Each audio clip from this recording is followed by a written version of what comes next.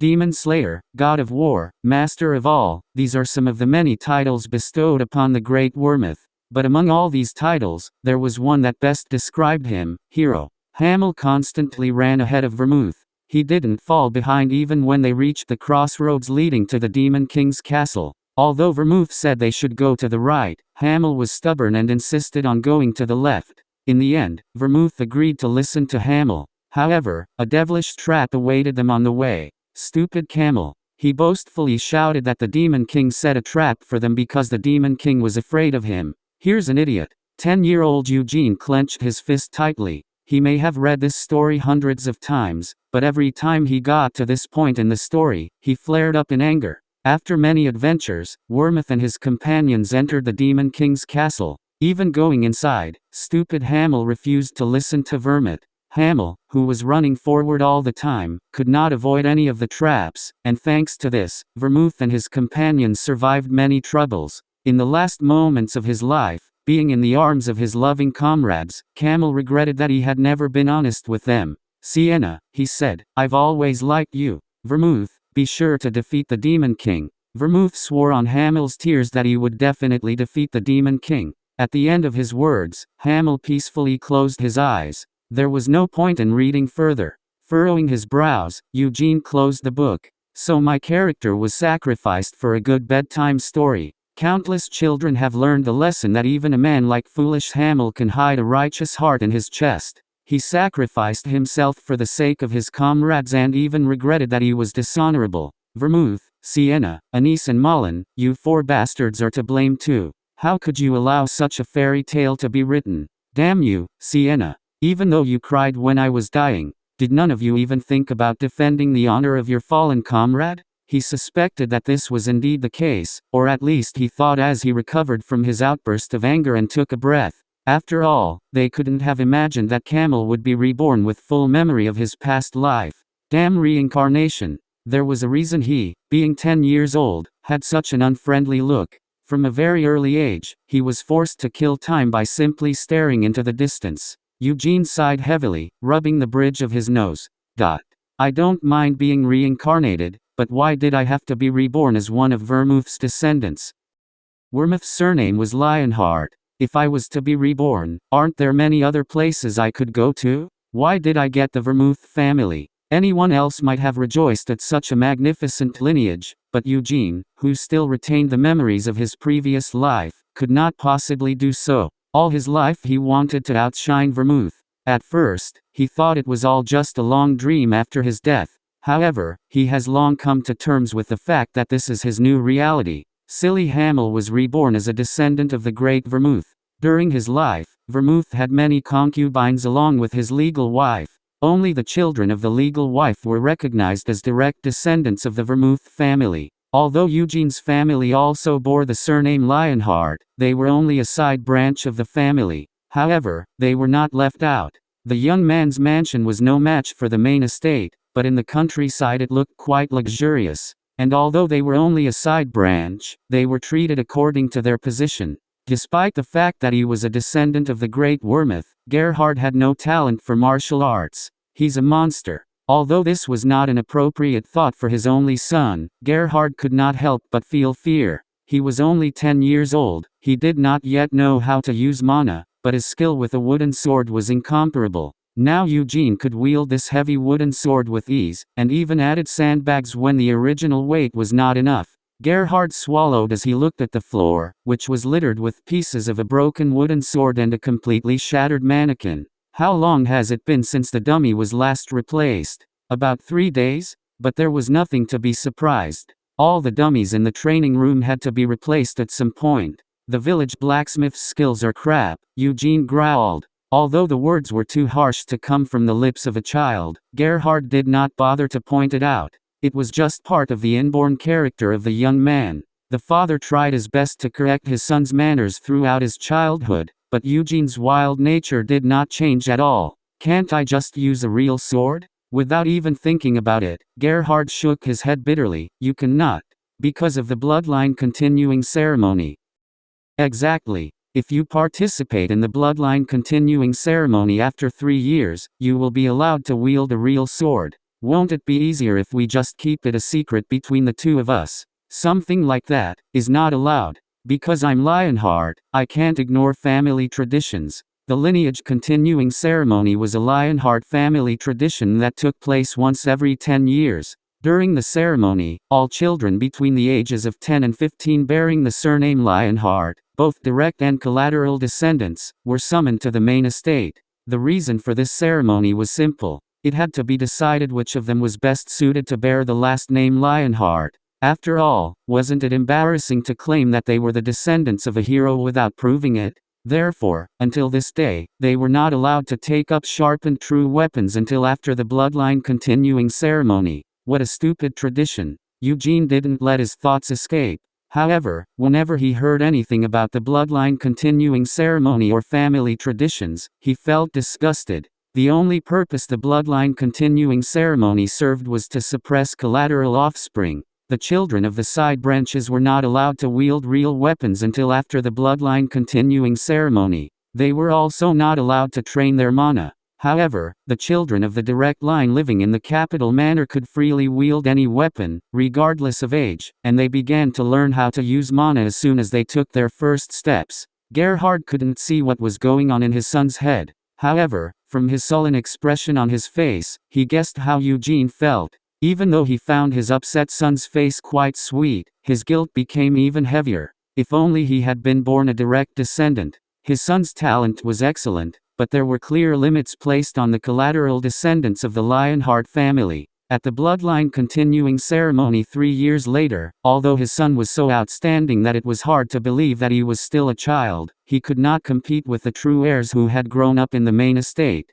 This reality made Gerhard feel exhausted. If he had been born without talent, like his father, then Eugene would not have to feel the gap between innate talent and the problems that arise in reality. Why do you have such an expression on your face, father? Everything is fine. Yeah, of course. It is clear that he again blames himself for not being able to give me better conditions. Eugene clicked his tongue as he looked at Gerhard. Because of the clear memories from a past life, it was difficult for him to consider Gerhard as his father. However, it was impossible to deny that he was reborn as the son of Gerhard. Father, it's been a long time, so why don't we play with swords? What? I said play with swords. Eugene didn't mention the word sparring. He tried to be considerate of his father's feelings so as not to make him feel weak when sparring with his son. That's why he used the word play, but Gerhard's expression was still frozen in horror. At first, Gerhard felt the weight of his own gut pulling him down. He then looked at his son's hand, brandishing an iron-tipped wooden sword like a toy. Let's leave that for next time.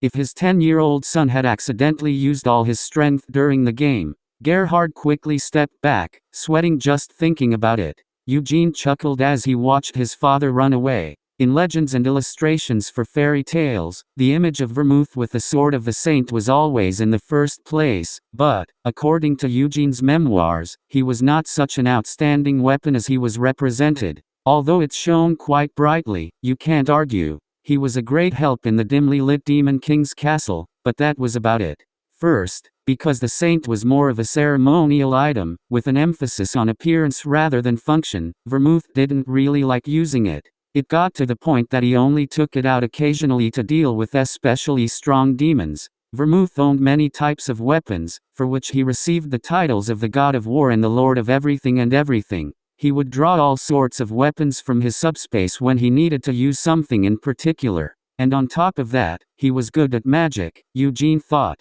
But Hamel was never trained in magic. I would like to think that if I devoted some time to comprehending it, my level would definitely be above average. But even so, at that time he did not pay any attention to it. For a child who considers himself a genius, the thought of learning magic never even crossed his mind. Probably it would have continued like this if I hadn't met Vermouth. Gamel has changed a lot since meeting Leonhardt. In this world, there were people who were called geniuses. They succeeded in everything they took on. Young Hamel considered himself one of them, but the meeting with a real genius dispelled this childish delusion. He realized that he wasn't. What now? Clicking his tongue, Eugene tilted his head. I remember my previous life.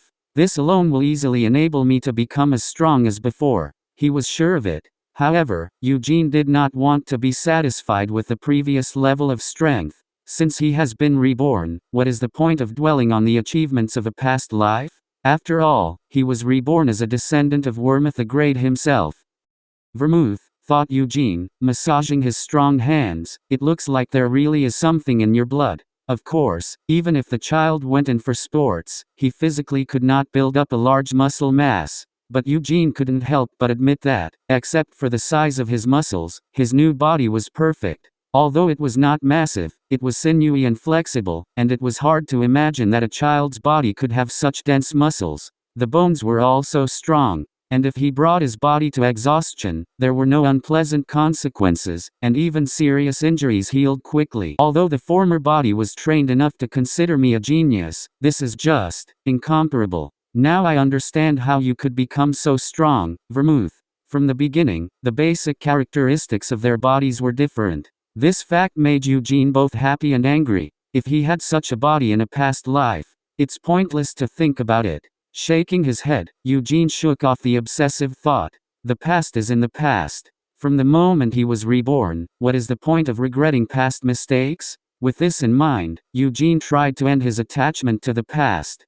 However, he could not avoid regrets. After all, isn't Hamel's only legacy left with that fucking insulting foolish Hamel? What about the rest? After returning to his homeland, in the Empire of Kiel, Wormuth the Great held the post of Duke, until he finally earned this title. Until the very end he was hailed as a hero. Then the Empire of Kiel held a state funeral, and even now the anniversary of Wormuth's death is celebrated everywhere. As for Sienna the Wise, this unpleasant girl was invited to the magic kingdom of Aerith, where she became the youngest wizard in the history of the main magic tower. Although there were only 5 such towers in Erota, 2 of them were currently headed by direct students of Sienna. Faithful Anise, this vile woman, was eventually canonized as a saint of the Eurus Holy Empire. Her teachings were so respected that they were even transmitted in separate volumes of scriptures. Eugene simply couldn't believe what Malin the Brave was rumored to have done. It was claimed that this dumbass really founded a kingdom. Had he managed to gather all the refugees from the lands ravaged by the Demon King's troops and establish a kingdom in his own name?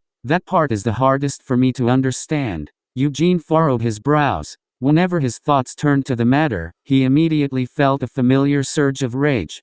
Everyone seems to be fine until death, so why are the demons still among us? In a past life, Hamel, along with his companions, went to Helmut's Haven. Leading a united force sent from all over the world, they killed 3 of the 5 demon kings. Silly Hamel then died in the castle of the 4th. He clearly remembered that at the moment of death, he believed that Vermouth and his other companions would definitely destroy the remaining demon kings. The demon kings no longer wanted to conquer everyone, and it was all thanks to the oath that Vermouth the Great gave to the demon kings. Why did he swear? Shouldn't we have destroyed them all? He didn't know why. But anyway, the war with the demon kings was over and peace reigned. The peace that lasted for over 300 years continues to this day. You must be nervous? Eugene looked up as he heard a voice addressed to him. At the moment, he was riding in a luxurious carriage, and opposite him sat a middle-aged man with a stone face. It's because it's my first time in the capital, Eugene muttered, looking out the window. He left his estate and after a full day's journey in a horse-drawn carriage, he reached the nearest town. Then, after passing through several teleportation gates, he finally set foot on the capital's land. I understand how you feel, the man sympathized with Eugene. His name was Gordon. He was a knight who swore allegiance to the main house of Leonhardt, and now accompanied Eugene. Master Eugene, do you mind if I give you advice? Of course not. If you're nervous right now, every day spent at the main estate will seem extremely torturous. There was not the slightest sign of affection on Gordon's face, and although these words sounded like advice, there was not a trace of concern in them. Feeling this, Eugene chuckled. Thank you, Sir Gordon. Eugene was well aware of the position he was in at the moment. Although not of direct bloodline, the offspring were forced to treat even the knights assigned to accompany them with wary respect.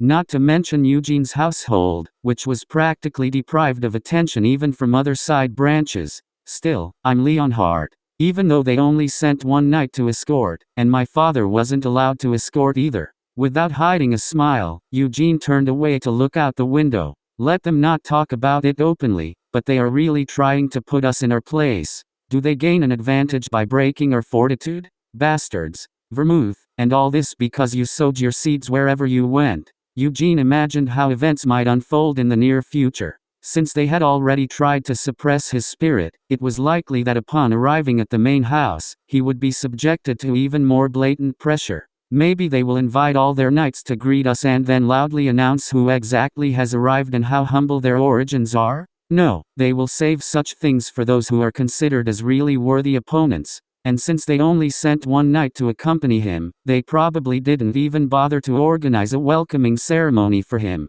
How many people are participating in the procreation ceremony this year? Including you, Master Eugene. 6 more people from the sidelines, and 3 heirs from the main house will also take part. 3 from the main house? Even though Eugene exclaimed in an attempt to feign surprise, he knew in advance who would be attending the ceremony this year. It was Gerhard who took special precautions. Of the 3 people of a direct bloodline, one was the son of the first wife, and the other 2 were twins born of the second. Of the 5 representatives of other collateral lineages, the only ones worth paying attention to were 2 of the families that had won a certain prestige, despite the fact that they were from indirect heirs. I think the oldest is about 15, and there are those who are even younger than me. Eugene was 13. Remembering his current age, he sighed heavily. Is it because of tradition that he will be forced to compete with 10-year-olds? Eugene, whatever you do, don't try to compete with the children of the main house.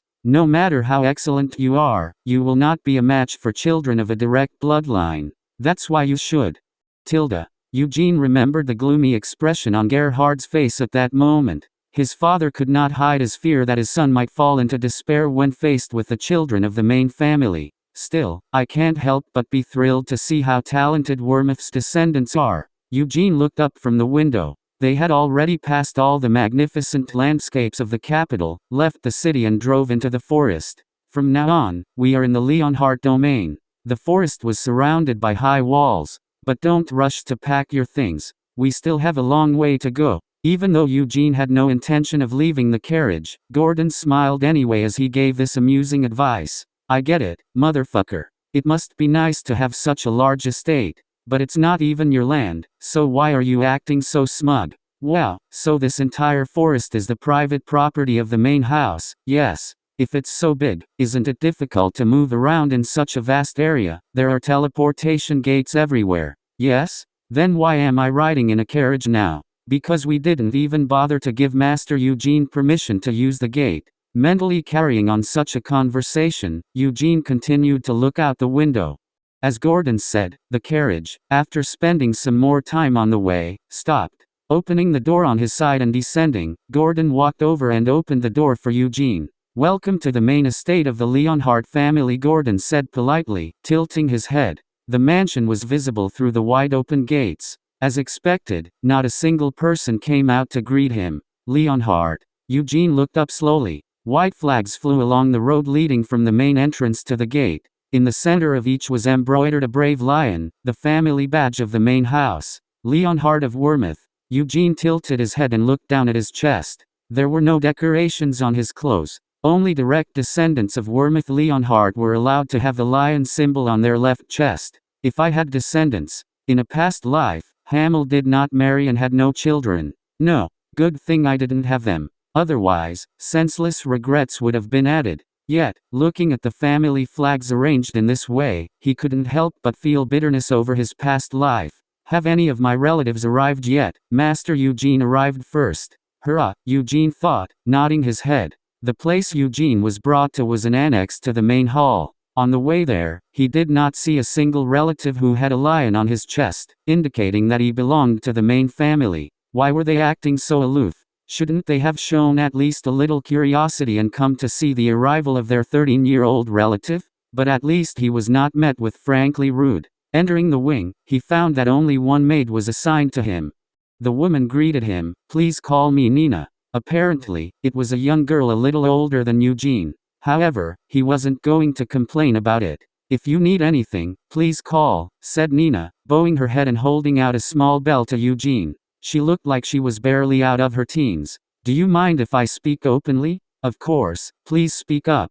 Am I the only one who will use it? Asked Eugene, looking around the spacious room. He only asked to be sure. Eugene knew that this would not happen. After all, Nina was too young to control the whole wing alone. I'm afraid it's not, but there shouldn't be any inconvenience during your stay, so you want to say that I will live with other relatives, confirmed Eugene. Yes. Do you know when they will arrive? They must all arrive no later than 4 days later. Eugene snorted in response. After all, this meant that he would be stuck here for at least 4 days. Is there a gym here? And? Yes. Do I need permission from the main house to practice my wooden sword skills? It's, because that's what I'm going to do, Eugene said with a smile. Heading straight for the gym, Nina followed him with a doomed expression. Who is this Gerhard?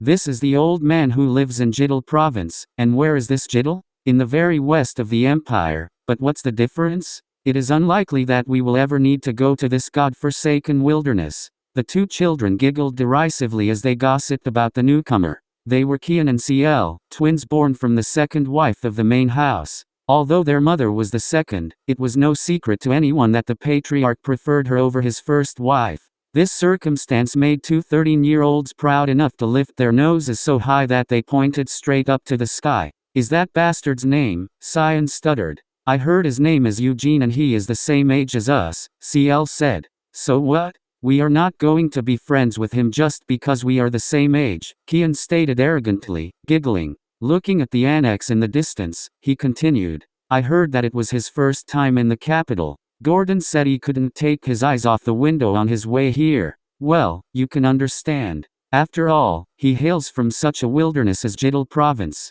And there, do you think, there is something to see, except for forests and fields? Kian asked his sister. How should I know? I've never been there either, but I guess that's the way it is, because their estate is not in the city. Do you know if he got sick from the teleportation gate? CL asked in response. I heard he had a face like he was throwing up. Well, it looks like he didn't throw up. What a shame. If I vomited, I would have him clean the carriage, CL said with a mischievous smile. To this joking response from his sister, who was a few seconds younger than him, Kian clicked his tongue and threatened her with his finger. Stupid. If you wanted him to clean the carriage, you didn't have to puke in it. What do you mean by that? CL asked. Since the brat has come here from the village, it must stink of cow dung. In my opinion, all his life he lifted a pitchfork more often than a wooden sword, Kian said with contempt. Aha, CL exclaimed, realizing what she was getting into. Since he had been driving for several days, the smell of cow dung ingrained into his body must have permeated the entire carriage, Kian clarified.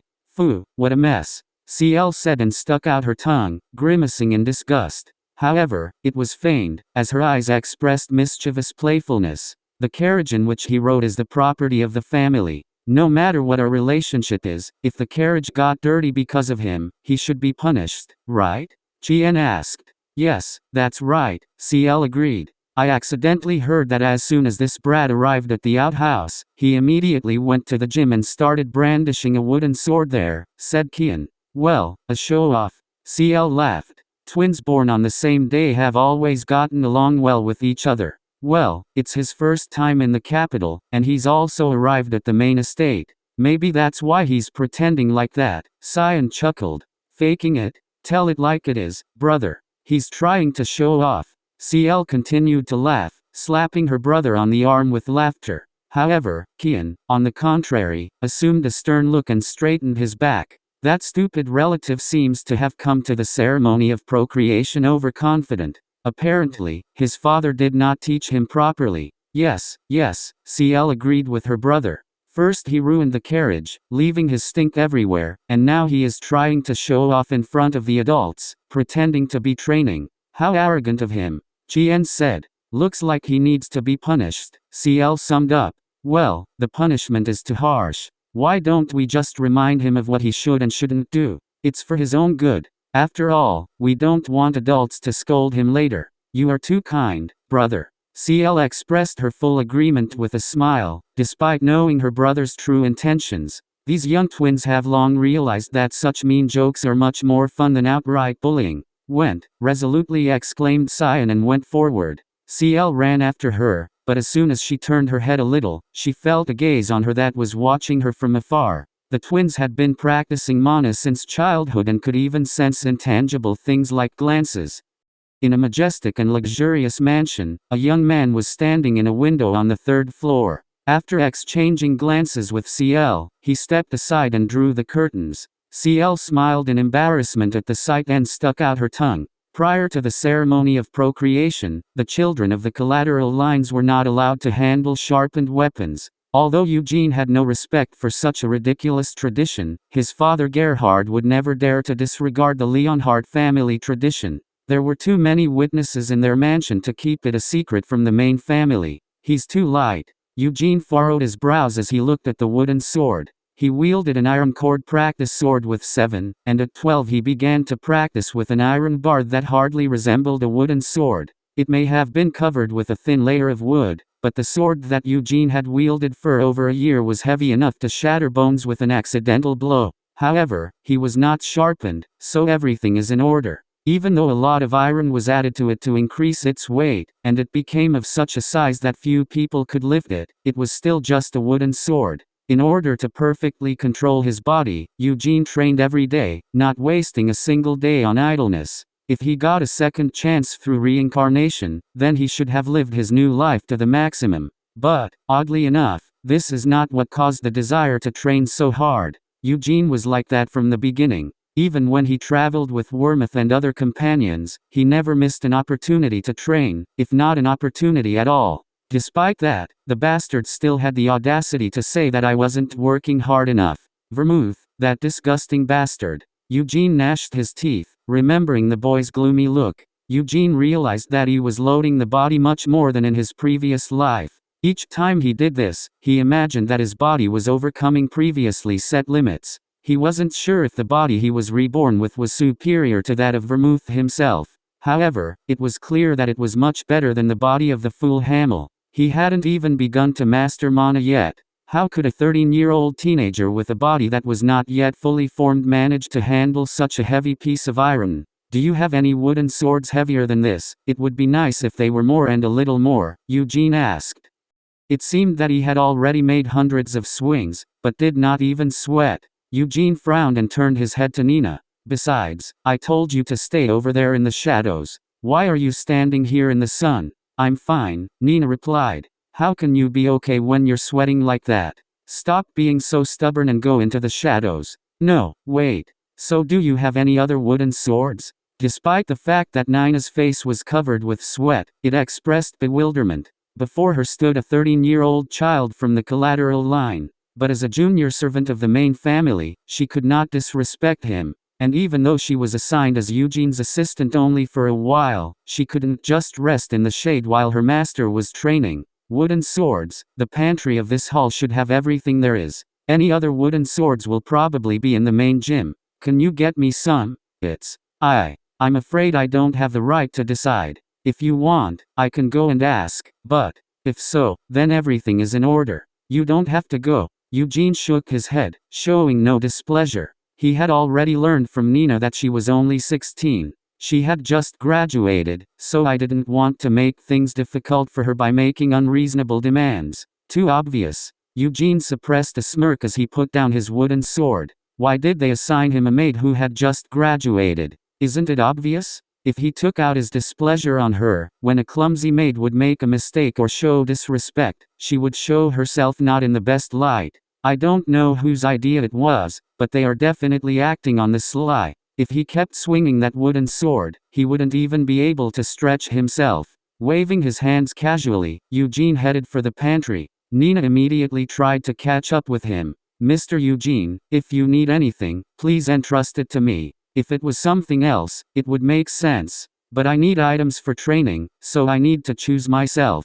What's the point if I tell you to bring something and it doesn't fit me? Should I waste our time sending you over and over until you bring me something I like? But if I bring it myself, everything will be done in the blink of an eye. From the pantry it was clear that it had not been used for a long time, since everything was covered with dust. Cold sweat broke out on Nina's back as she saw the dust flying in the wind. In fact, she's been wanting to clean up here for days, but the maid in charge of the outbuilding rebuked her, saying that it was not necessary, so it's all left untouched. I'm sorry, Nina said. For what? Eugene ignored the maid bowing her head in apology behind him. He wandered around the dusty room until he found what he was looking for, sandbags to wear on the body, and something else on the shelf. It was a chainmail vest that had not been properly oiled and was covered in dust. Although he was much larger than Eugene's torso, he liked the feel of the weight of the mail as he tried it on. After that, Eugene pulled out a large spear much taller than he was. Is there anything I can help with? Nina asked. Try stepping on that, Eugene said, gesturing to the spear he'd just taken out and placed on the floor. Following his order, Nina stepped on the pole. This prevented him from rolling away, and Eugene was able to tie sandbags to the spear. Nina watched what was happening with an uncomprehending look. Eugene wore a chainmail vest several sizes too large, and sandbags hung from each arm. In addition, several more such bags hung on the spear. Can't be. From the looks of it, the spear alone must have been twice as heavy as Eugene himself. However, he waved her off with a satisfied expression. Now you can leave. Yes. Eugene bent his knees and raised the spear with both hands. Though he momentarily gritted his teeth against the dizzying weight, the way his muscles tensed and his bones quivered filled him with joy. Back. No, even further. Keep walking until you enter the shadows, Eugene issued instructions. Why yes. Frightened Nina stepped back. Making sure she wasn't in the way, Eugene swung his spear in a wide arc shirk. The spear was heavier than Eugene, but it did not pull him, loaded with even more weight, behind him. This was the idea to put on chainmail and hang sandbags on yourself. Walking heavily, Eugene continued to swing his spear furiously. With each swing, it seemed to him that his hands would now jump out of their joints, and the lower back, which controlled the turns of the body, screamed in pain. At the sight of this spectacle, Nina, panting, covered her mouth with her hand. She felt that this exercise could lead to an accident from which such a young body would not be able to recover. However, even though it looked like Eugene might fall at any moment, he held his position firmly. Whenever his body seemed to be weakening, he began swinging his spear even faster. Eugene then forced himself to overcome the increasing momentum of the swing and immediately moved on to the thrusting motion. Hit. He felt the calluses on both hands burst. Oh, this pain. He was glad he wasn't wearing gloves, otherwise he wouldn't be able to feel her. Eugene continued to brandish his spear, giggling in pleasure. He compensated for his blood-covered palm sliding along the shaft by holding onto it with even greater force. His eyes were reddened and bloodshot. He was breathing rapidly from the effort. Hey! Nina watched this scene in trepidation, and the voice that sounded next to her frightened her. What is that bastard doing? They were Cyan and CL. These evil twins have caused countless maids to cry, and they crept right up to her, their eyes sparkling with curiosity. Young master, young lady, what brings you here? I asked you what that bastard is doing, Cyan said, furrowing his brows. He was unhappy that this nameless maid did not immediately answer his question. Under normal circumstances, he would have scolded her so that she would never dare to make such a mistake again. But now he was much more interested in what this foolish peasant was doing. Can't you tell just by looking? Nina didn't answer. Taking a deep breath, Eugene stopped and lowered his spear to the ground. Do you know what it is? Eugene asked, kicking his spear. What was this idiot thinking? Cyan did not answer right away, but only narrowed his eyes. But CL, who was standing next to him, chuckled and replied, You idiot, it's definitely a spear, don't you even know that? That's right, it's a spear, said Eugene. And what? CL asked. Since you know what a spear is, don't you know what it's like to brandish it? Eugene said. I know. Why did you ask her what I was doing? I didn't ask. This is what my brother asked. Then why don't you try to explain it to your stupid brother? Tell him, that bastard is brandishing a spear, said Eugene. CL's eyes widened at the insult. In contrast to her, Cyan's eyes stretched into a stripe. Blunt?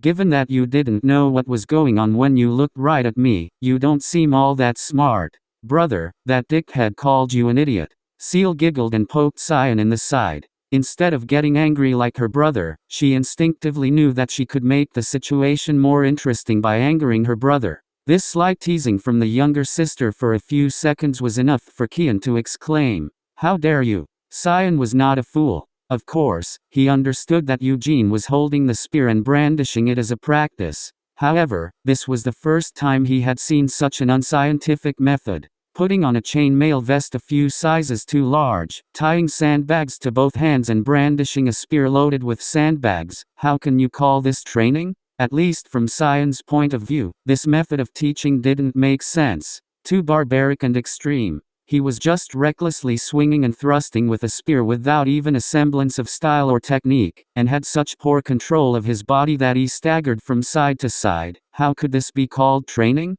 Rustic rubbish. He really works hard just to get attention. Although the chainmail was large, but, judging by the condition, it was made of the cheapest iron, so it couldn't be as heavy as it seemed. As for the sandbags, they seemed to be weighty. But from the way they bounced while moving, one could understand that, despite the thick skin from which they were sewn, they were almost empty inside. Even if he craves attention, there must be a limit to his stupidity. Why does he have the audacity to come here and make this whole circus? In fact, he could understand him. The guy was a backwoods hick no one had ever heard of, and even among the sidelines, Eugene had the lowest status. He probably decided to do something similar on the first day, as his parents encouraged him to do so. Without such cunning, he could not have deserved attention in any way, although the fact that his attempt was so blatantly fake was even amused. However, unfortunately for him, this hillbilly who dared to call Sion stupid was not at all funny, but rather pissed him off. Calming himself with a deep breath, Sion pointed his finger at Eugene.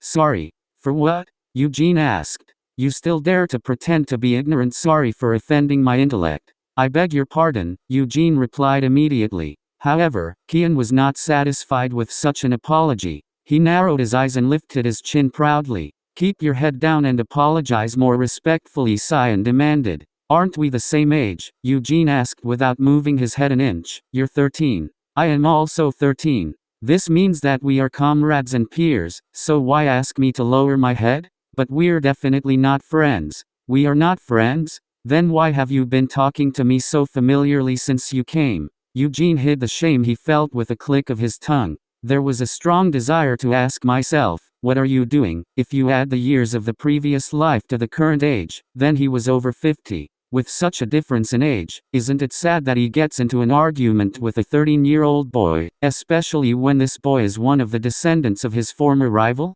So what? My past life is a past life. Now I'm 13 too. When Sion fell silent, Eugene pressed him.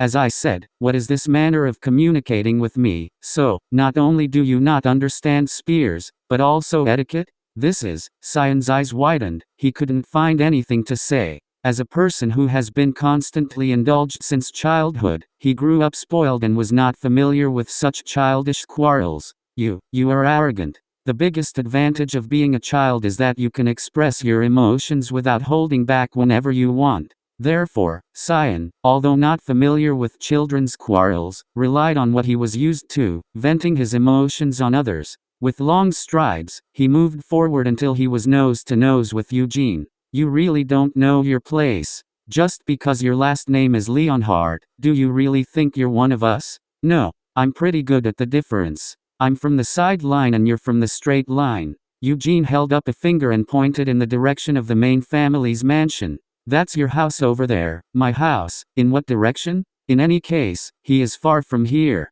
Even knowing all this, you still dare to show off in front of me, Chien accused. I didn't show off at all. I just gave you a few facts that you seem to have missed. First you asked what I was doing looking at me and I answered. Then you asked me to apologize, and I did. You're a real brat, Sion spat, pinching his nose. Besides, your body smells. It's the smell of cow dung from the village mixed with your sweat. The real stench. I've never been anywhere near cow dung, so who do you say smells like it? Eugene asked curiously. That's how. So it's the smell of your own shit. Either way, you stink. I'll wash up later. No, go ahead and do it now. Once you're done, go and wash the carriage you were in. Carriage? The smell of shit from your body must have eaten into the seat, so I order you to go and clean it. And why should I do it? Because you spread your stink all over the carriage. Sion raised his voice and yelled piercingly. Due to the fact that they were standing next to each other, Eugene was sprayed with saliva as Sion screamed more and more. Eugene frowned and took a step back. Even though he only retreated because he didn't want to be spit on, Cyan still looked at him with a superior smile, which forced Eugene to back off. Besides, you should bow your head and ask for forgiveness. I still haven't accepted your apology for calling me an idiot, saying I don't know etiquette, and daring to put myself on my level even though you're just a bastard. All this is needed. Without waiting for Cyan to finish, Eugene turned to Nina and said, Nina. Why yes. You are my assistant, right? Yes. Although I am unworthy of this title, I have been temporarily assigned as Mr. Eugene's personal assistant. If that's the case, then instead of standing here and melting in the sun, go and clean the carriage I came in. Yes. Nina herself had already decided that if Kian and CL got bored and left, then she, of course, would take care of cleaning the carriage. So she didn't think that Eugene had given her an unreasonable order, since the only difference was whether to do it now or later. However, Nina couldn't understand why Eugene was giving her this task under the circumstances. Didn't he realize that one of the devil twins was standing right in front of him? Eugene's behavior was indicative of an open disregard for Cyan's orders. What do you think you are doing? Cyan exploded. I'm just saying to clean the carriage, Eugene explained. I told you to do it yourself. Why should I do this when there is someone who will do it for me? I ordered you to clean the carriage. And who are you to order me? I'm Cyan Leonhardt. Okay, I'm Eugene Leonhardt. Nice to meet you. Eugene waved his hand, looking bored. In response, CL raised her hands to hide a wide grin. She giggled in pleasure as Cyan's jaw dropped stupidly. And I'm CL Leonhardt, she introduced herself, still giggling. Glancing briefly at his impudent little sister, Cyan took a deep breath.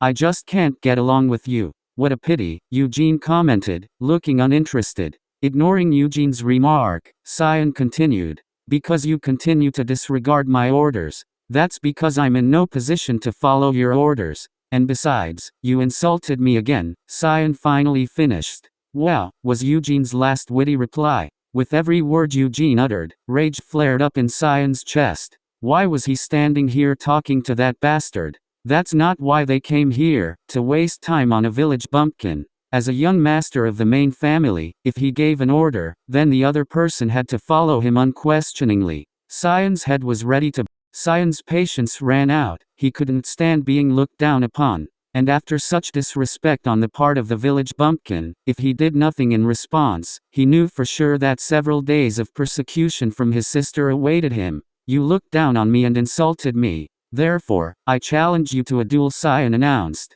What amazing logic, Eugene said, laughing at how ridiculous Cyan's thoughts were. He never thought that something like a challenge to a duel could come out of the mouth of this 13-year-old teenager. Hey, buddy, things like being challenged to a duel shouldn't be done so lightly, Eugene advised him.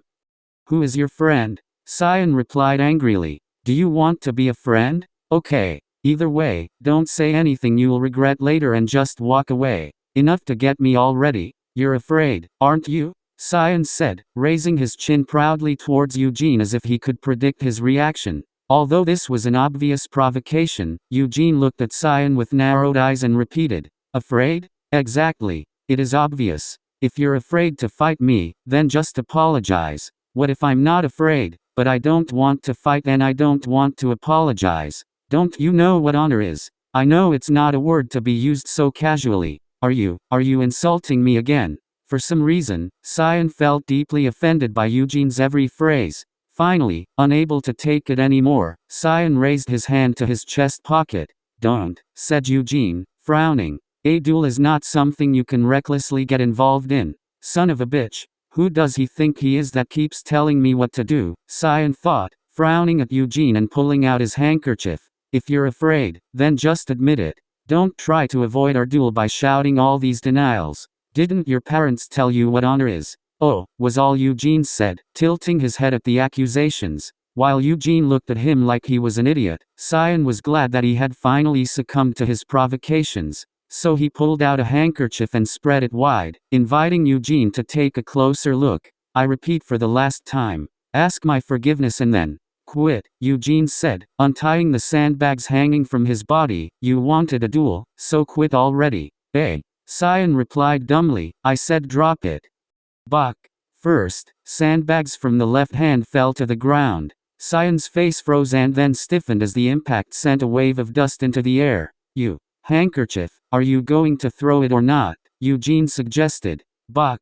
The bags from the right hand fell next. Finally, Eugene took off his mail vest and threw it behind his back. He flew quite a distance, and then fell to the ground with a great crash. Seeing this scene, Cyan's jaw dropped. CL enjoyed the sight as if she were just an outsider, but now she too exclaimed. Eugene bent down and began to remove the sandbags tied to his legs. You must have been training your mana. Cyan, who up to this point stood with his mouth open, cried out in indignation. The children of the collateral lines were not allowed to train mana before the ceremony of procreation. It was a long tradition of the Leonhardt family. Only the children of the main house could develop mana and wield real weapons from an early age. Now this tradition was trampled right before his eyes. He could no longer react to this with simple irritation and hysteria. But I didn't do it, did I? Eugene replied with a confused expression. He didn't lie. He could have started training his mana as soon as he learned to crawl, but didn't because he didn't want to get his father, Gerhard, into trouble for no reason. Also, since he was born again as a descendant of Wormuth, he would like to use his teaching method. This is an obvious lie. Without using mana, how can you bear such a weight? This is the result of training that I have been doing since I was 7 years old. Do not lie to me. You haven't tried. Himself, so why are you accusing me of lying? If you still suspect me, you will see for yourself during our duel. Eugene crouched down and began to untie the sandbags from the spear. Cyan watched with wide eyes when he felt his sister's eager gaze on him, and also the frightened look of Nina, who seemed not to know what to do. The rest of the outhouse servants also showed interest in the turmoil in the practice room and gathered around the window. Cyan was the first to talk about the duel. He took out a handkerchief, molested Eugene, despite his protests, and finally doubted his honor. Considering all this, Cyan couldn't back down after going this far. In addition, he needed to confirm the sin of the collateral progeny training his mana before the procreation ceremony. If it turned out that Eugene did this, he would be punished. But if Kian keeps silent and retreats at such a moment, it will become clear that his sister will laugh at him not only for several days, but for an eternity. Therefore, before doing anything else, Cyan picked up a wooden sword that had fallen nearby. It was the one that Eugene had brandished earlier. I challenge you to a duel, Cyan exclaimed, throwing a handkerchief at Eugene. With a flutter, the handkerchief fell on Eugene's shoulder. It happened just at the moment when he was untying the last bag from the spear. Agree. Eugene nodded, rising to his feet. Cyan felt excited as he prepared for his first duel. The moment he threw down the handkerchief, his heart was pounding. This arrogant fool was a sinner who neglected family traditions. How was Kian supposed to punish him? How should he teach this fool a lesson so that his little sister will also admire his magnificence? At that moment, his thoughts were cut short as Eugene got to his feet and grabbed his spear. Realizing that he only had a wooden sword in his right hand, Cyan took a few steps back, but still couldn't properly react to the movement of the spear. Bam! The tip of the spear cut into Cyan's stomach. Kua. With this cry, Kian rolled on the ground. It was an ordinary training spear, just a wooden stick without a tip. However, one side was pointed, so with the right movement, even if it could not pierce the flesh, it certainly caused a lot of pain. And if you poke them in an unprotected stomach? And here's how it all turned out. Cyan rolled on the ground, he vomited in all directions. The stunned CL screamed and ran to Cyan, and Nina covered her mouth with her hand in shock. I won, Eugene said in a bored voice, lowering his spear. If it were real, Cyan would have died from the impact. Of course, this was not the case, but still, since Cyan was hit in a vital organ and fell to the ground, this was clearly a victory for Eugene. Nina, find someone to pull that bastard away. Why yes. Despite tears and snot running down his face, Cyan couldn't stop vomiting. CL, although she approached, could not approach her brother after seeing his disgusting appearance. Instead, she turned and lifted her head to look at Eugene. Coward, she accused him. Who is a coward? From the moment the handkerchief was thrown, the duel has already begun, said Eugene. You're right, but, even so, it was still a cowardly act. In your eyes, there is only a beautiful and peaceful flower garden around? Since the duel has already begun, there is nothing cowardly in my act. And didn't your brainless brother end up like this just because he just stood there and tried to look cool after he dropped the handkerchief? CL was speechless at this furious rebuff. Partly it was because she didn't know what to say, but she was also puzzled by his words and thought that Yuzhin could compare her to a beautiful and peaceful flower garden. Did you just call me pretty? CL asked. Did her sunstroke Shandarak too? Eugene muttered to himself. In any case, it was clearly a cowardly act. You fought dishonestly in this duel. CL reminded her of her indignation. Probably because they're twins, but you really do look alike and how amazingly you twist logic to please yourself. Eugene chuckled. I don't look like my brother. Is it true? But I think you are thinking the same way. And what do you think a fair duel should look like? Throw a handkerchief, count to 3, and then fight? Chewing on her lower lip, CL looked at Cyan, trying to think of an answer. Having managed to get covered in vomit from head to toe while rolling on the ground, Cyan was still sobbing. Although she sympathized with her brother because of his pathetic appearance, but dirty things are still dirty, so she did not come closer. You could soften the blow a little, CL muttered. I'm sorry, but that's the least I can do, Eugene replied. Have you really not trained your mana? CL suddenly asked with shining eyes. Eugene, who had begun clearing sandbags from the floor, looked back at CL with an annoyed expression. Why are you still here? I asked if you really didn't train your mana? I already told you no. Liar. How can you move while carrying such a weight if you haven't trained your mana? What about your attack? Even if my brother let his guard down, it was still so fast that he wouldn't have had time to react properly. As she spoke, her eyes, which shone with curiosity, narrowed in suspicion. Hearing this, Eugene, who was still unpacking the sandbags, froze. Did you really see it? A little bit. Even if it's a little, it looks like your eyes aren't just for beauty. Your mouth is really dirty. I'm not hearing this for the first time. Everyone except Wormuth had said something similar to him at one time or another. While Eugene was stacking the sandbags in one place, CL absent-mindedly looked at his back. Although she couldn't clearly see the movements of the muscles hidden under her clothes, he didn't seem to use mana, only physical effort. But that made it even harder for CL to understand him. Both CL and Kian underwent physical training from an early age. But hasn't he only been training since he was 7? CL thought deeply as she remembered Eugene's words. Meanwhile, Eugene was thinking, he's pretty strong for a 13-year-old kid. At the moment of impact, he felt some resistance from the pointed side of the spear. This indicated that Cyan's body had been trained to an incredible degree for his age. In addition, given the strength with which Cyan flew back, his mana was already developed enough to react instinctively in a crisis situation, redirecting some of the power away from the blow. And Kian didn't just stand there and take the hit. Instead, at the moment of impact, Cyan instinctively tried to jump back. This meant that he, a child with no practical combat experience, instinctively reacted to avoid the impending danger. For a child, this is wonderful, but for a descendant of Wormuth, he is worthless, Eugene criticized harshly. Of course, Eugene didn't know how strong Vermouth was at 13. Gamelu and Wormuth were already in their 20s when they first met. However, he could at least roughly guess. Kian Leonhardt, the brat who had been tutored as a member of the main family throughout his childhood, was deficient in so many ways that it was hard to believe that he really was a Wormuth descendant. Nevertheless, it has potential. It must be because of the standard set by Vermouth's blood. Looking at what he might become in the future, Kian still showed good potential. And CL too. Although they didn't face each other, she seemed to have very keen eyes. You dare me? Cyan finally recovered enough to speak. Taking a deep breath, Cyan lifted his head and looked at Eugene. Everything was double in his eyes, and with every movement it became painful, as if his stomach had been pierced through for real. There was also a fishy and putrid taste in the mouth.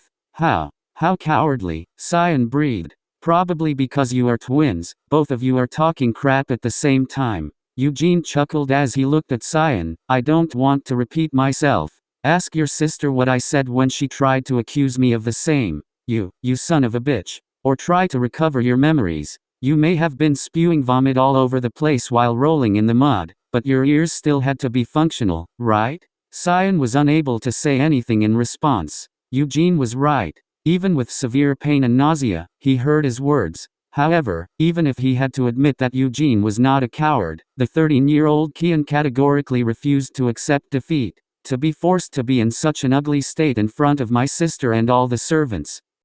And now you have to clean it all up. Eugene continued to provoke him, looking at Sion's face contorted in humiliation. It's you who messed up everything around. So if you promise to clean up this mess, I'll go and clean the carriage too. Then everything will be fine and fair, right? You dare, you dare. Besides, since you lost the duel, it would be honest and polite to admit defeat by humbly admitting, I lost. You were talking about honor here. You wouldn't try to do something as shameful as refusing to admit defeat, would you? He couldn't say anything in response. I could not express my anger. My whole body ached. There was a terrible taste in my mouth. Everything seemed to go wrong. If only the pain was a little less severe, he would have stood up and demanded a new fight. But now Kian was physically unable to do so. The pent-up anger and regret that had accumulated in him burst into tears. Continuing to sniff sadly, Sion grabbed his head with his hands. Of course, Eugene felt no compassion at the sight of such a sight. After all, wasn't this the bastard who showed disrespect first? However, he began to think that it might not be in his best interest to get involved with this 13-year-old youth. I just had to control myself. It's not going to lead to anything pointless and shitty, is it? Eugene finally began to worry about the consequences of his action.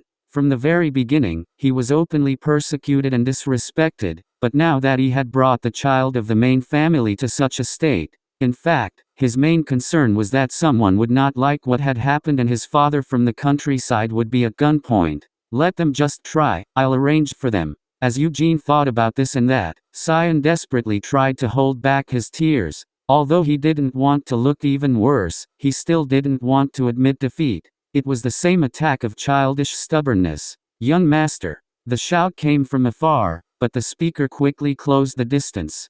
Him was of a strong build, dressed in a uniform. Far behind him was Nina, who, out of breath, ran after him, holding her skirt with both hands. What is this? There was no Leonhardt family name on his chest. He called Sion young master. Putting it all together, this person should have been a knight in the service of the main family. Wow, thought Eugene. His eyes lit up as he watched the man's movements. Although Eugene couldn't tell how old the man was, he seemed far more experienced than Gordon, the knight who had been assigned to escort him here. Hazard. Sion started crying, shouting the man's name. I lost. I challenged this scoundrel to a duel, but lost, Kian explained, not interrupting his sobs. Duel. Hazard looked sternly at Eugene. Then he crouched down and picked up Sion, getting dirty in his vomit. CL seemed disgusted upon seeing this picture and took a few steps back. I apologize for not introducing myself earlier. My name is Hazard and I am in charge of training the young master. Hazard nodded, moving Sion to a safer position. I heard part of the story from the maid, but I was in such a hurry to get here that I didn't finish it. So what happened here? I'm Eugene Leonhardt of Jiddle Province. Eugene introduced himself without bowing his head. Jiddle, you say? I believe that this is where the estate of Lord Gerhard is located. Yes, he is my father. As for this situation, well, Sion was getting into a fight with me. I tried not to argue, but, Eugene continued to speak, looking directly into Sion's face, he insulted my father. When did I do it? Sion protested. Eugene calmly explained. He said that my father did not explain the concept of honor to me, and called me a coward to my face. Sion blushed at those words. He also said I smelled like cow dung. Eugene added. This is true. Your body really stinks of cow shit. And your mouth stinks of vomit, so why don't you just shut it up? Eugene raised his eyes abruptly and looked at Sion. He unconsciously flinched at his fierce gaze. The place where Eugene had delivered the decisive blow, the solar plexus, still throbbed with pain. So that's why you two had a duel? Hazard asked. Kian didn't insult me, but my father. Sir Hazard, were there any reasons why I should not have agreed to a duel? Eugene asked in return. Sir Hazard felt a strong sense of inadequacy. Before him stood a boy of about the same age as Sion and CL, but Eugene did not show any emotion. His tone was completely calm. Hazard, who endured the twins' whining for years, couldn't figure out if the boy in front of him was insane or if the twins were. You had a good reason, but it seems you were too harsh, Hazard admonished Eugene. Isn't showing mercy during a duel an insult to the opponent? Eugene defended himself. Sir Hazard, if you point out that I am not good with weapons, I would be grateful for your advice. But I don't want to hear any instructions on how to be more lenient towards my enemies. I apologize for my presumptuous remark. Hazard bowed his head again. The Kian that he was still carrying shouted out with a frown. Hazard. That bastard was training his mana. Even though he's a collateral descendant, he trained his mana without ever attending the procreation ceremony. Didn't I tell you to shut your mouth? Eugene said, looking at Cyan, tilting his head to his shoulder. Cyan fell silent again and lowered his gaze.